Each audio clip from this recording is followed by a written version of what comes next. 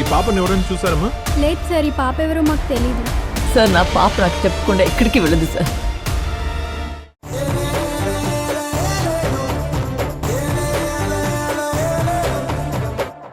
అంటే ఏంటర్థం? భర్తల జీవితాలన్నీ భార్యల చేతుల్లో ఉంటాయనా? మరందుకే కదా చేతులు కాల్చుకుంటున్నాం. Well set sir. సారీ. అయిందా? బాగా అయిందా? భార్య మీద జోకులేస్తే ఇలాగే అవుతుంది. ఇప్పుడు అర్థం అవుతుంది. ఓకే బాసు, మరి నేను బయలుదేరుతాను. మీరు మాటలు చేతలు రెండు జాగ్రత్తగా పెట్టుకోండి. అబ్బా, ఒరే ఒక్క నిమిషం. హాల్లో నవ్వారు మంచం ఉంటుంది, దాన్ని కాస్త వరండాలోకి తీసుకువెళ్ళి వేయరా. రాత్రికి దోమలతో కచేరీ చేయాలి. అలాగే బాసు. ఏమొద్దన్నయ్య, ఆయన గదిలోనే పడుకుంటారు. ఓ అవునా, సూపర్ అమ్మా. మరి నేను బయలుదేరుతాను. మీరు బామ్మగారికి టాబ్లెట్స్ ఇచ్చేయండి. ఇదిగో వెంటనే ఇచ్చేస్తాను.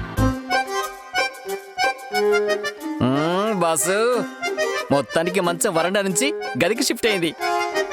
మేడం పూర్తిగా క్షమించేస్తారు మిమ్మల్ని. అందుకే కదరా కావాలని నిన్ను మంచం వరండాలో వేయమన్నాను. కనబడరు గాని మీరు దొంగ. Good night boss. Good night.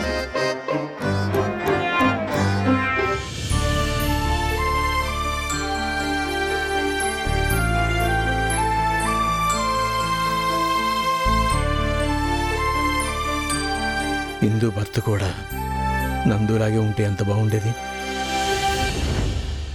తన స్థాయి హోదా అన్నీ మర్చిపోయి ఈ ఇంటికి ఒక అల్లుళ్ళా కాకుండా పెద్ద కొడుకులాగుండి అన్నింట్లోనూ మనల్ని అర్థం చేసుకొని దానికి తగ్గట్టు ఎంత చక్కగా కలిసిపోతున్నారో. అసలు ఆ మనిషిలో వేసమెత్తైన కల్మషం మనం చూడగలమా? అంత స్వచ్ఛంగా ఉంటాడు. ప్రణయ్ కూడా మంచి మనిషిలా మారాలనుకుంటున్నాడు కదండి. ఖచ్చితంగా అతను కూడా అలానే ఉంటాడు. మీరిద్దరిని పోల్చుకుని ఇలా మాట్లాడడం ఇందు వింటే బాధపడుతుంది.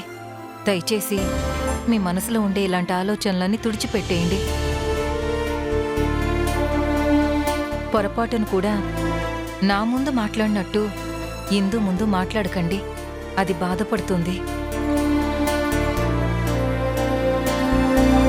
ఇప్పుడు ఆయన గదిలో పడుకోమని అమ్మా నాన్న చెప్పడానికి ఎందుకింత ఇబ్బంది పడుతున్నాను నేను?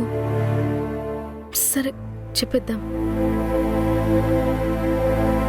ఏదో ఒకటి చేయాలి. నానా, ఇంకా పడుకోలేదా మీరు? ఇప్పుడే కదా మా భోంచేసాం. ఒక 10 నిమిషాలు పడుకుంటాం. అది నాన్న, ఒక చిన్న రిక్వెస్ట్. అదేంటి పరాయి వాళ్ళ దగ్గరకొచ్చి కొత్తగా అడుగుతున్నట్టు అలా రిక్వెస్ట్ అంటున్నావేంటి? ఏం లేదు, అక్కని ఇవాళ మీ గదిలో పడుకోమంటారా? మా గదిలోనా?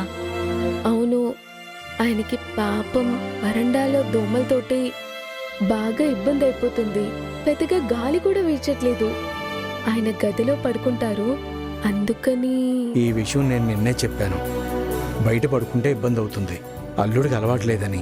పైగా ఏసీలో పడుకునే మనిషి ఫ్యాన్ కింద పడుకోవడమే గొప్ప. లాంటిది ఫ్యాన్ కూడా లేకుండా బయట పడుకోవడం అంటే ఎలా ఉంటుంది చెప్పు? ఆయన ముచ్చట పడుతున్నారు కదా అని బయట పడుకోబెట్టావు. రాత్రంతా నిద్ర కూడా సరిగా పోయి ఉండడు కదా. అవునానా, పాపం రాత్రంతా దోమలతో చాలా ఇబ్బంది పడ్డారు. ఓన్లే, ఈ దెబ్బతో ఆ ముచ్చట కూడా తీరిపోయింది. ఇంకెప్పుడు వరండాలో పడుకోరు. సరే, ఇందు మా గదిలో పడుకొని నువ్వు పడక ఏర్పాటు చేసుకో. అలాగే నాన్నా. ఇదిగో, ఏంటమ్మా? మళ్ళీ ఇంకోసారి అల్లుడు గారిని కిచెన్లోకి పిలిచి మాట్లాడే పనులు పెట్టుకోకు. ఏదైనా ఉంటే బయటే మాట్లాడు. నీకేదో సాయం చేద్దామని అల్లుడు గారేమో ఇలా చేతులు కాల్చుకుని ఉంటే రేపు వాళ్ళమ్మ వాళ్ళు చూశారంటే మమ్మల్ని తిడతారు. అలాగేనమ్మా. ఇంకో మాట, మళ్ళీ ఏంటి? ఆ బొబ్బలెక్కిన చేతుల్ని అలాగే వదిలేకు.